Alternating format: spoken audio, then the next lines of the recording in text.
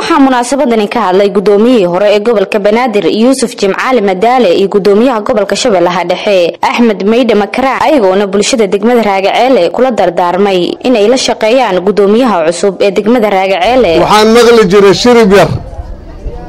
oo cid walba ay taqaano oo la dhihi jiray Raagaceele rubagnaaye ma rabtaa rooti caano mase rooti shaahid ma qaane raynayo $1 ugu qor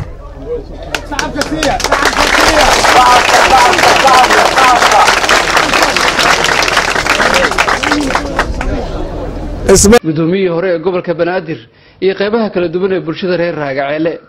waxa goran goobta ka hadlay gudoomiyaha maamulka degmada Raagaceele Umar Ali Nuur gudoomiyaha maamulka gobolka Shabeellaha Dhexe Axmed Meydhe Makraan iyo gudoomiye hore ee maamulka gobolka Banaadir